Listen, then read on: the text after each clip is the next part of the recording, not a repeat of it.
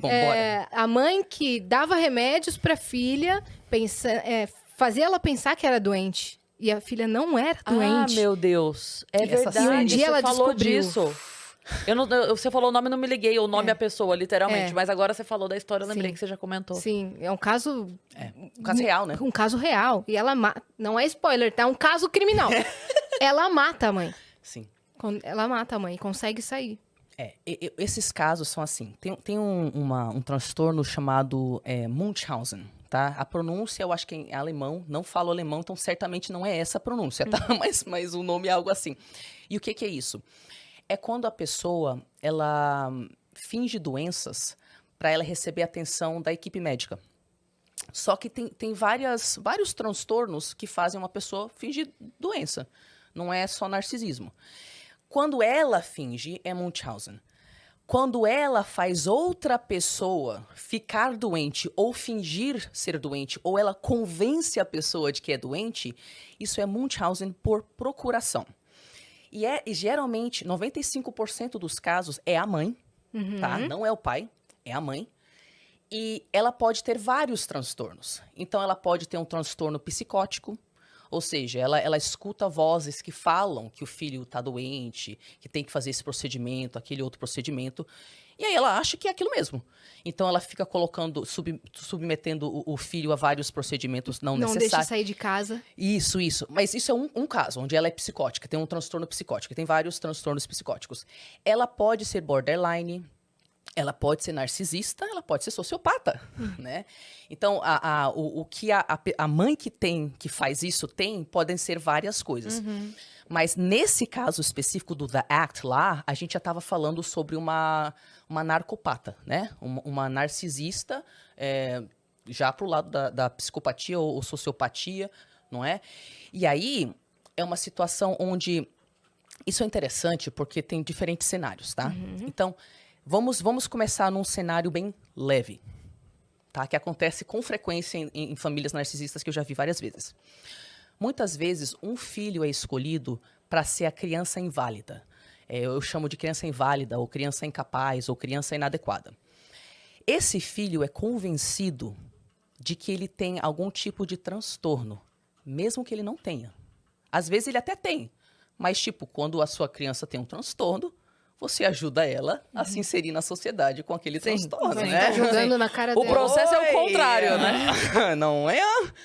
Então, às vezes, a criança tem um transtorno, mas muitas vezes não tem. E a mãe e o pai começam a colocar ideias na cabeça da criança desde a infância de que ela nunca vai crescer normal.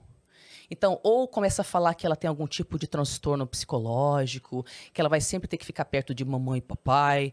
Aí, tipo, um daqueles casos lá dos filhos com 40, 50 anos de idade, e nunca conseguiu sair de casa porque tem algum transtorno não diagnosticado, que não tem nada, na verdade. Né? Os pais acreditam nisso? Ou não? O narcisista acredita na própria mentira. Aí a gente tem que entrar em porquê e como que isso acontece, como que isso é possível. Então, o narcisista, ele vive numa semi-psicose. Ele mente patologicamente sobre tudo. Mesmo que ele não precisa mentir, de tanto que é hábito. Como que é o nome da pessoa que... Peraí, calma. A pessoa é... Ai, caramba. Como a pessoa mente sobre tudo? Tem um nome pra isso que me sumiu agora. Mitômana? Isso aí, Então, mitômana. o mitômano, ele necessariamente é narcisista? São duas coisas que correm ali... Eu tô falando porque eu convivi muito tempo com uma mitônoma. E era assim... Não era a ponto, você sabe, né? Sei da quem história. Já sei. Não era a ponto de fazer mal, mas enchia a porra do saco. A pessoa Sabe? que mente patologicamente, geralmente isso é uma defesa contra a vergonha. Ou alguma situação desconfortável que ela não quer estar vivendo. E começou na infância, ela não tinha como pedir ajuda pra ninguém. Então ela começou a mentir pra fingir que não era aquilo. Não necessariamente ela é narcisista. Mas todo narcisista mente patologicamente a ponto de viver numa semi-psicose. Tá? Eu vou contar uma historinha pessoal para vocês começarem a entender como que brota isso. Tá. Né? E eu não sou narcisista, gente. Meu diagnóstico é outro. Não é narcisismo. Tá. Mas essa historinha mostra o nível de desespero emocional que uma criança tem que estar para ela começar a mentir e achar que essa é a única solução. Inclusive, depois a gente quer saber da sua trajetória pra ver como você Tá, se especializou nessa E ainda faltou vertente. Nós em Fuga. Vamos ter que listar aqui os Vai ter que pegar um pedaço de papel aí. Tá, É hoje. Mas conta a história. Quando eu tinha 6 anos de idade, eu me mudei para os Estados Unidos. Eu não falava inglês. Aí, nos primeiros meses, eles colocaram a gente numa escola para imigrantes. Aí lá tinha vários idiomas, mas não tinha ninguém que falasse português. Então, eu não sabia falar nada, né? Nada. Me ajuda, professora, professor, nada. Estava lá num país que eu não conhecia. As pessoas falavam comigo o tempo inteiro, eu não entendia nada, eu não sabia responder. Aí, no primeiro dia de escola, eu tinha que fazer xixi. Olha a história do xixi. Será que é isso? Vamos descobrir. Olha a Olha história do aí. xixi, gente. Aí eu não sabia pedir pra ninguém. E ninguém tinha me explicado nada, ninguém falou que não ia ter ninguém, então fiquei quieta. Aí passaram os minutos. Eu tendo que fazer xixi. Tinha que fazer xixi. Aí passou 1 hora, eu segurando xixi. Aí a gente foi fazer uma atividade em grupo lá fora, eu segurando xixi. Desesperada, desesperada, desesperada. E eu lembro que eu segurei o xixi tanto tempo, eu não sei quanto tempo eu segurei o xixi pra isso acontecer. A gente estava numa atividade lá fora, as crianças de mãos dadas, num círculo.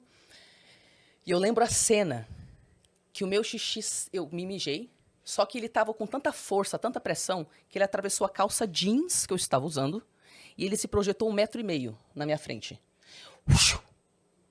Foi. Foi. E todo mundo... Porque é óbvio, né? Mas ninguém entendeu. Tipo, como é possível projetar... Uma menina projetar 1,5 metro de xixi? Aí eu comecei a fazer xixi lá na frente de todo mundo, morrendo de vergonha. Aí olha o que minha cabeça fez. Vamos entrar na cabeça de uma criança. Ninguém me explicou nada. Não tinha um adulto. Não tinha como eu me comunicar. Não tinha como eu pedir ajuda. Eu não sabia o que estava acontecendo. Vergonha, vergonha, vergonha, vergonha, vergonha, vergonha, vergonha, vergonha. Quando eu entrei na sala de aula, meu cérebro fez um negócio. Reescreveu a história, para que eu não sentisse vergonha. As crianças olhassem para mim e eu... Você acredita? Tava lavando minhas mãos lá no banheiro, me molhei toda. A criança viu que eu fiz xixi. Eu fiz na frente dela. Mas eu sentia tanta vergonha e não sabia para quem pedir ajuda, que na minha cabeça infantiloide, se eu só fingisse que a realidade era diferente, tava tudo certo. Então eu passei aquela semana inteira falando para as pessoas, você acredita, gente? Aquele dia eu lavei minhas mãos e me molhei. E todo mundo tipo... Com aquela cara de dó de mim, sabe? E eu não sabia para quem pedir ajuda. Aí a professora veio, pegou minha mão, e ela não falava português, mas ela apontou, ela falava espanhol, ela apontou pro banheiro, ela falou, banho, banho. Né? Você deu para sacar o desespero de uma criança que não tem para quem pedir ajuda? Então ela tem que lidar com a vergonha de algum jeito. Inventou uma mentira. Ela inventou uma mentira. Narcisista, ele tem a idade emocional de uma criança.